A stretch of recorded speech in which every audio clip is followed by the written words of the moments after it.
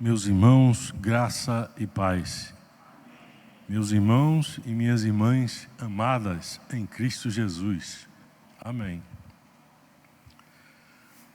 Graças a Deus por essa igreja reservar esse espaçozinho nesse mês de agosto para falar sobre missões. É um tema que desde a minha conversão me acompanha e é um privilégio estar aqui falando sobre missões. Quando foi postado no grupo do conselho, eu deixei que todo mundo se posicionasse para ministrar esse estudo. Eu orei ao Senhor, digo: Senhor, se for da Tua vontade, quando chegar a noite, vai ter vaga aí para mim. Então eu esperei de manhã até a noite, e à noite eu me prontifiquei a falar justamente sobre esse tema, as características de um missionário. Eu fico feliz porque muita gente aqui na igreja me tem como referência de missões.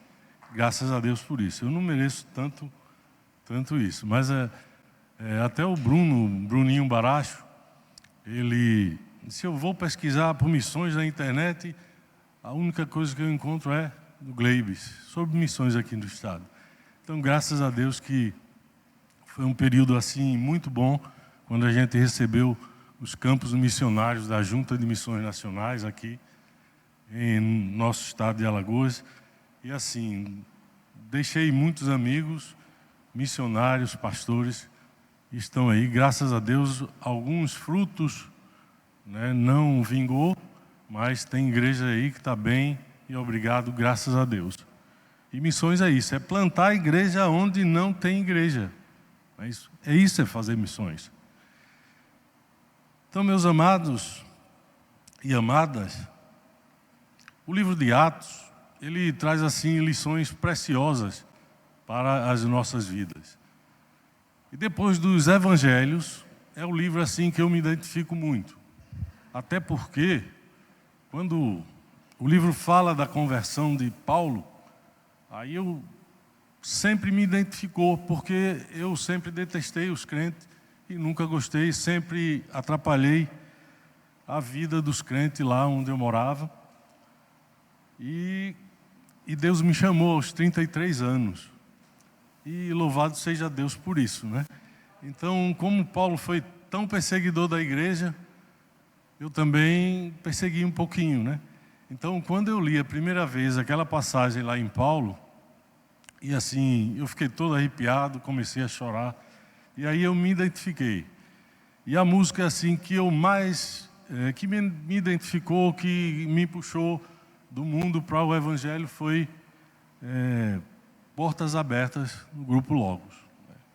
O filho pródigo deixou sua casa, saiu pelo mundo.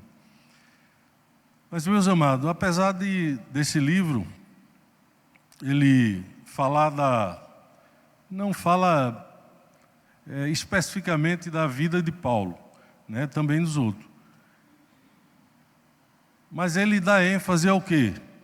As obras poderosas do Senhor Jesus para levar seu testemunho a todas as partes do mundo. E assim, para entrar no nosso tema, eu gostaria de fazer uma pequena retrospectiva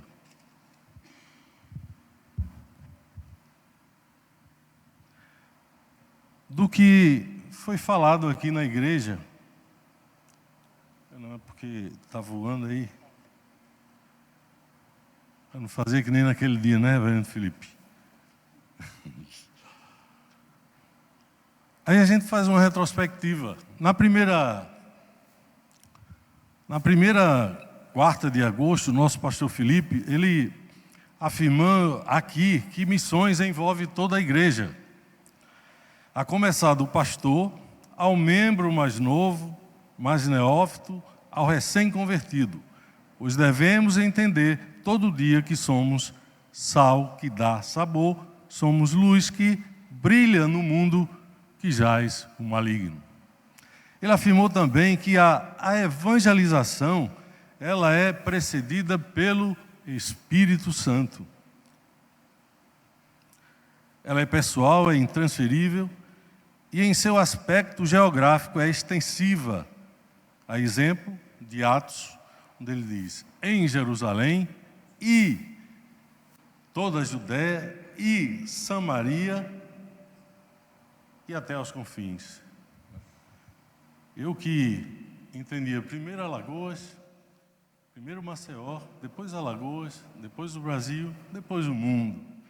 Porque a gente olha para esse estado e a gente vê o povo carente da palavra de Deus, né?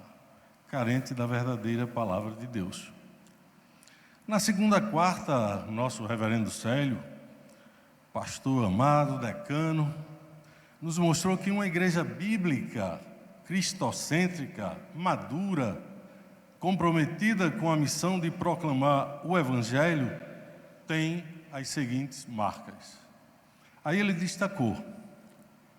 Primeira marca, é formada de crentes fiéis, unidos, com padrões definidos de doutrina, que vive em comunhão, amor e oração.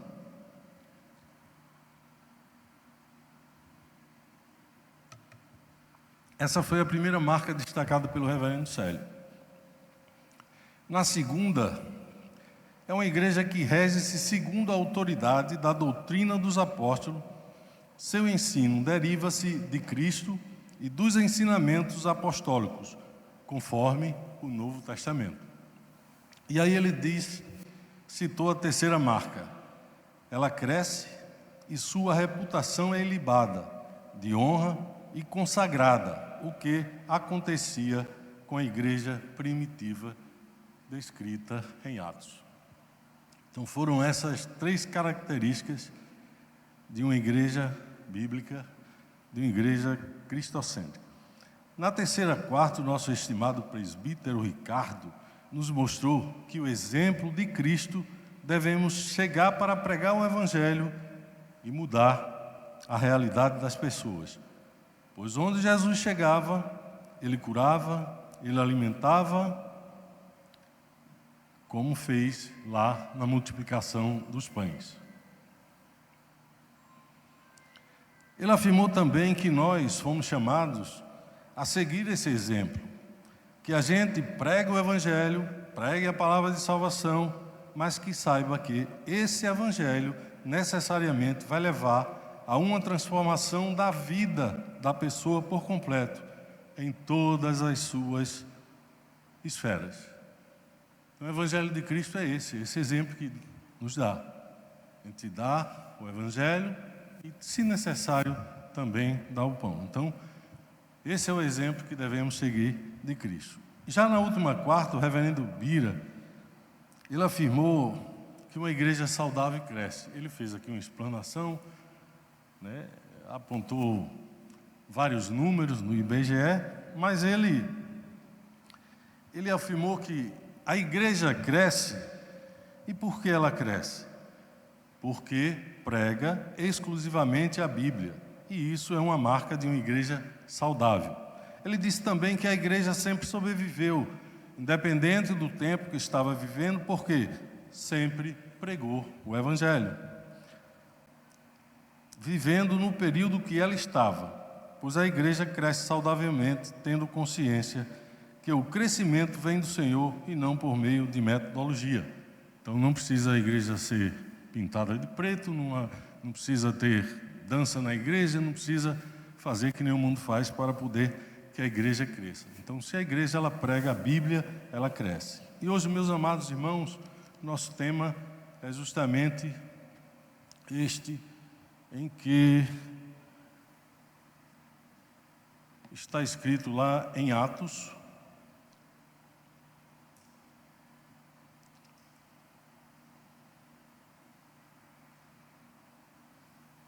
Você voltou. Justamente aí, Atos. Não, você passou demais. Deixe quieto nas características. Amém? Pois é, meus amados. Hoje o tema é as características de um missionário. Então, a gente vai ter como base o quê? O livro de Atos. No capítulo 20, do verso 17 a 24. Então, a gente vai meditar nessas características, tirando justamente do ensino de Paulo aqui, nesse texto. Onde diz o seguinte: de Mileto mandou a Éfeso chamar os presbíteros da igreja. E quando se encontraram com ele, disse-lhes: vós bem sabeis como foi que me conduzi entre vós em todo o tempo, desde o primeiro dia em que entrei na Ásia, servindo ao Senhor com toda a humildade, lágrimas e provações que, pelas ciladas dos judeus, me sobrevieram, jamais deixando de vos anunciar coisa alguma proveitosa e de vô-la ensinar publicamente também de casa em casa, testificando tanto a judeus como a gregos o arrependimento para com Deus e a fé em nosso Senhor Jesus Cristo. E agora, constrangido em meu espírito, vou para Jerusalém, não sabendo o que ali me acontecerá, senão que o Espírito Santo de cidade em cidade me assegura que me esperam cadeias e tribulações.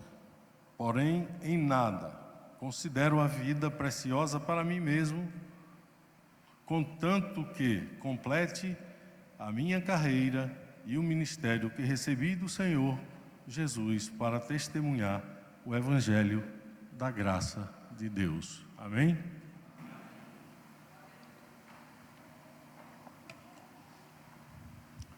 Então, ao observar esse texto, eu destaquei 6 características de um missionário, onde Paulo nos mostra aqui.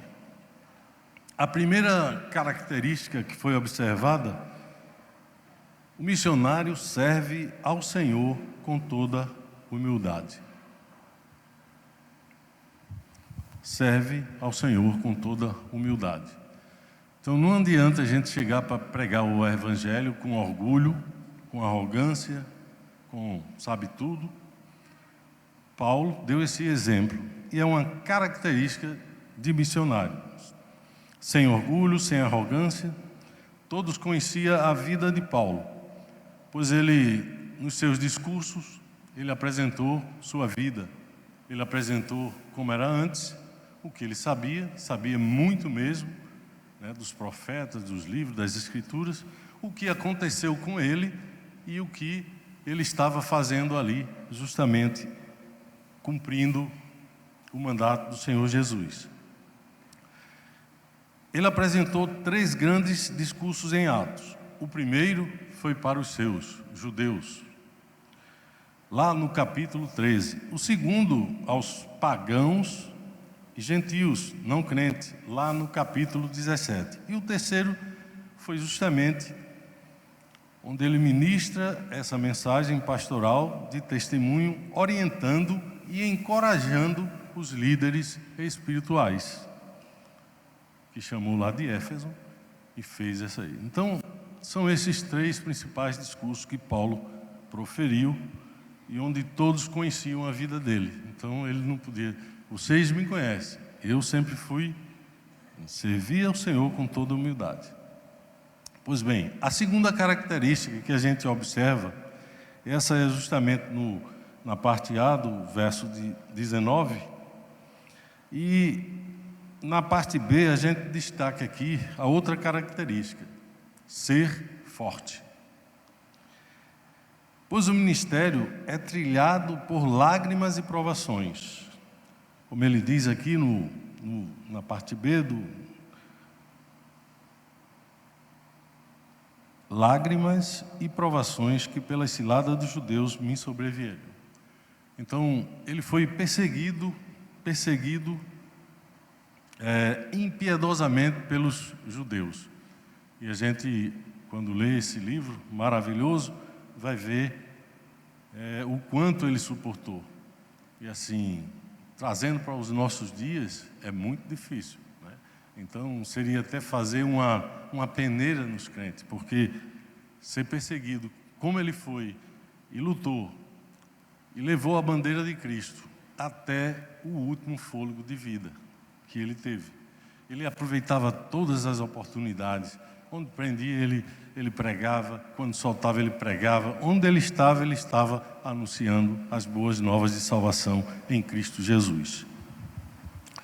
Terceira característica: anuncia as coisas proveitosas referente ao reino de Deus em público e de casa em casa. É o que a gente destaca aqui no verso 20.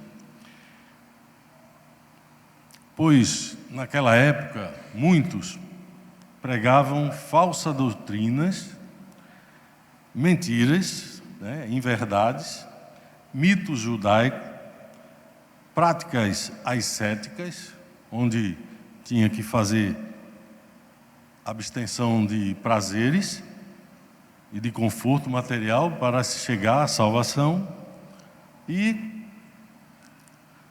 dentre muitas coisas que se praticavam naquela época, histórias mentirosas sobre a origem do povo de Deus e outros. Então Paulo, ele passou 3 anos em Éfeso, e o que ele fez lá? Ele discursava publicamente nas sinagogas, ele discursava publicamente na escola de Tirano, e ele instruía particularmente de casa em casa. Então essa é uma das características do missionário, é anunciar a salvação, tanto publicamente como particularmente de casa em casa. A quarta característica que vamos observar aqui é no verso 21, ele ensina e testemunha a todos sem distinção. Primeiro, o arrependimento com Deus e a fé em nosso Senhor Jesus Cristo. E a gente até na escola dominical discutia domingo passado. Então, quando a gente vai pregar o Evangelho, esse Evangelho, ele, de qualquer forma, ele vai ofender alguém.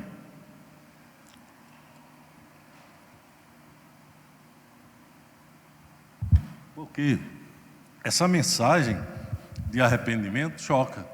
Por exemplo, antes dessa reunião que Paulo convoca os presbíteros lá de Éfeso, teve o maior tumulto. Por quê? Porque os presbíteros estavam pregando a palavra de salvação e arrependimento do pecado. Quem faz isso, deixe de fazer, Pois Deus perdoa o seu pecado, e aí pela fé você é recondicionado a Deus. Então eles entenderam o quê? Que estavam ofendendo a deusa Diana. Então começou aquele tumulto, e eles queriam prender os presbíteros e tal. Depois, foi quando o escrivão disse: eles estão pregando um morto que ressuscitou, que viveu. Eles não estão indo de encontro à deusa Diana. Aí foi quando acalmou o tumulto, e aí partiu. Mas é muito difícil. O Evangelho de Cristo: arrependa-se dos seus pecados. Se você está roubando, não roube. Se você pratica o mal, não pratique. Se você é assassino, então deixe e aceite a Cristo como seu Senhor e Salvador. Então Paulo fazia isso. O arrependimento pelo pecado é o mesmo discurso que a gente vê lá no capítulo 3 de Atos, no verso 19, que Pedro pregava. Ele dizia: arrependei-vos, pois, e convertei-vos, para serem cancelados os vossos pecados. Justamente esse discurso nos mostra 2 lados: o arrependimento, que é desviar-se do pecado, e voltar-se para Deus em fé. É o chamado ao arrependimento e à fé em um elemento necessário justamente na pregação apostólica.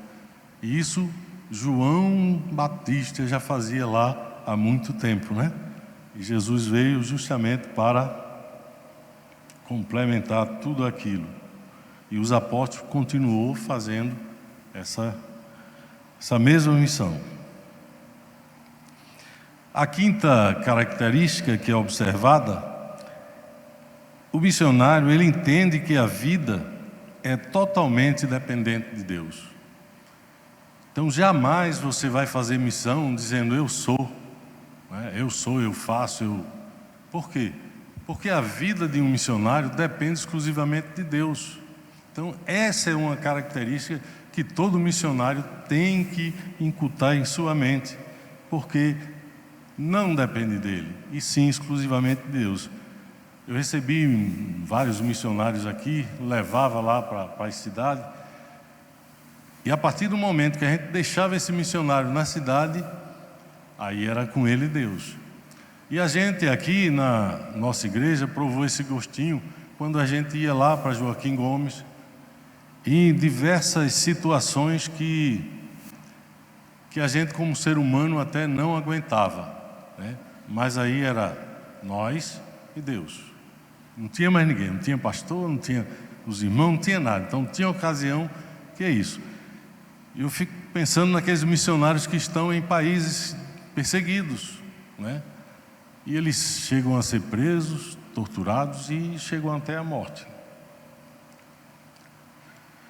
Paulo entendia que em todo o seu ministério ele era direcionado explicitamente pelo Espírito Santo, como se estivesse, a tradução no grego é exatamente isso, acorrentado e puxado a realizar a vontade soberana de Deus. Então, a minha vida não pertence a mim, né? Pertence a Deus. Muitas vezes ele chegou a citar. E por fim, o missionário, ele tem que cumprir cabalmente o ministério dado por Jesus, que é testemunhar o Evangelho da graça. Então até o último, como eu falei aqui, até o último fôlego de vida que Paulo teve foi pregando. E é o que nós, como missionários do Senhor, devemos fazer. É bonito, né? A pessoa que morre, que transfere-se, né, dessa plataforma para outra melhor, pregando a palavra do Senhor. Diante do exposto, não podemos jamais deixar de identificar esse servo sofredor, ele que carregou a cruz de Cristo até o último fôlego de vida, como eu falei. Lá em Lucas, aliás, descrito por Lucas em Atos, no capítulo 28, verso 27 a 21, eu peguei aqui essa versão, que é a versão bíblica King James, e eu gostei dessa versão e peguei para fazer. Então, quando Paulo foi preso, ele foi solto, né? Ele alugou uma casa lá em Roma, e ele ficou recebendo, instruindo e falando da salvação, dando o seu testemunho. E aí ele chamou os judeus para justamente essa reunião, lá na casa dele. E aí ele falou das Escrituras, claro, muito conhecedor da palavra do Senhor, das Escrituras, né? Ele fariseu, e tentou até convencer alguns judeus. Alguns se convenceram, outros não. Então ele termina justamente citando Isaías. E aí no verso 27 diz: porque o coração deste povo se tornou insensível, e com os ouvidos ouviram, porém sem dar atenção, e fecharam os olhos para que não vejam com os olhos, nem ouçam com os ouvidos, nem se convertam, e eu os cure. Sendo assim, quero que estejais perfeitamente cientes que esta salvação de Deus está sendo enviada aos gentios, e eles a ouvirão. Então, logo depois de lhes admoestar dessa forma, os judeus se retiraram, debatendo acalorosamente entre si sobre o que ouviram.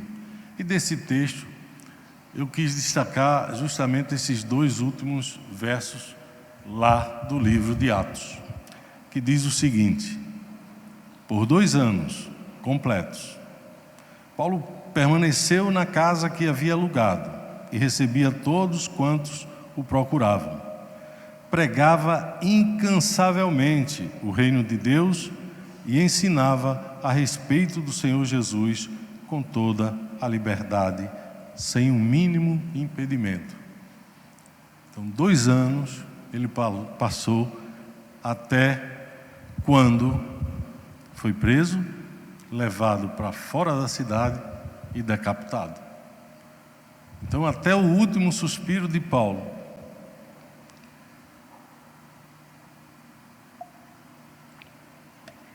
ele cumpriu a missão cabal que Jesus o chamou para fazer aqui na terra.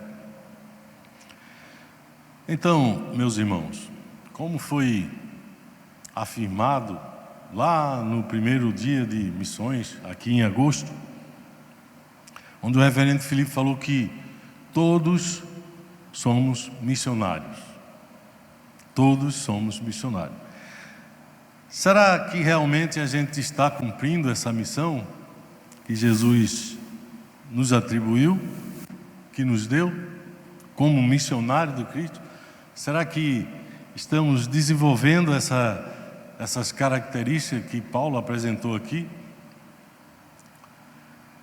Será que, a exemplo de Paulo, como vimos hoje, estamos seguindo os seus passos como verdadeiros missionários e missionárias? Se sim, bênção. Glória a Deus por isso. Se não, que o Senhor tenha misericórdia de nós, incute em nossas mentes e coração, e o mais importante, nos faça praticar no nosso dia a dia essas verdadeiras características de um missionário, a exemplo do apóstolo Paulo.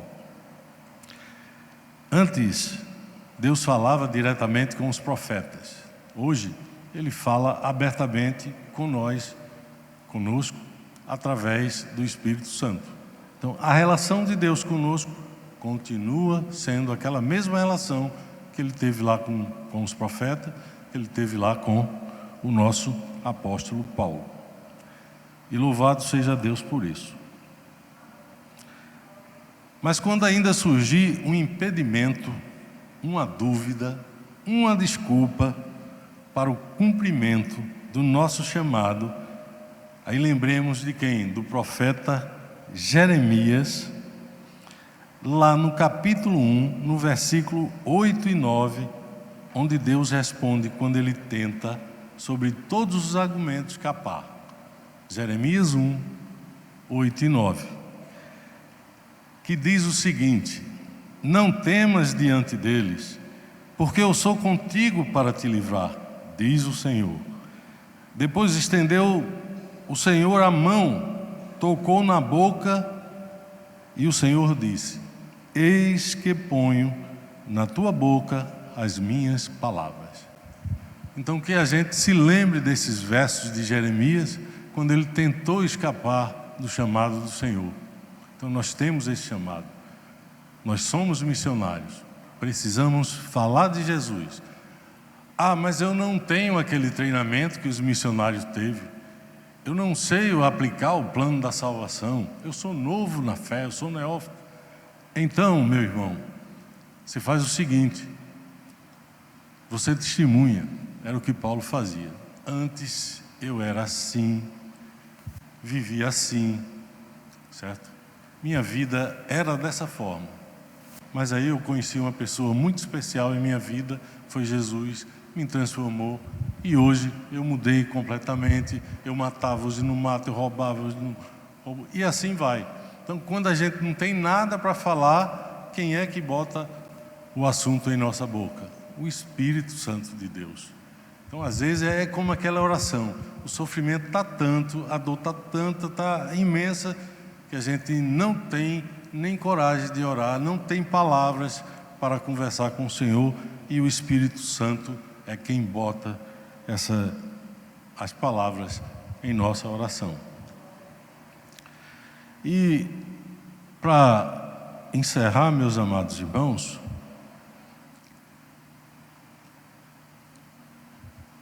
que o Senhor Jesus, pelo poder do Espírito, nos dê disposição, oportunidade e muita coragem para levar a mensagem redentora e salvadora de Cristo a toda criatura.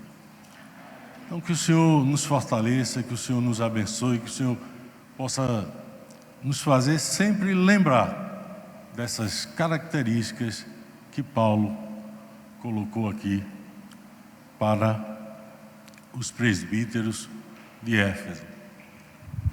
Presbíteros que ele mesmo nomeou,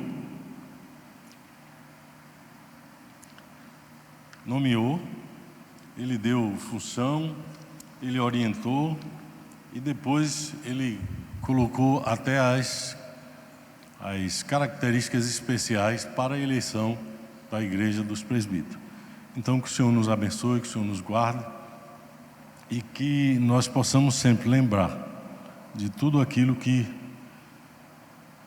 o Senhor Jesus deixou, principalmente esse livro de Atos, que é uma bênção em nossas mãos. É um livro que eu comecei a estudar e aí saiu e eu queria chegar no fim, depois voltava e depois para juntar tudo foi um pouco difícil, mas que Deus nos abençoe, em nome de Jesus.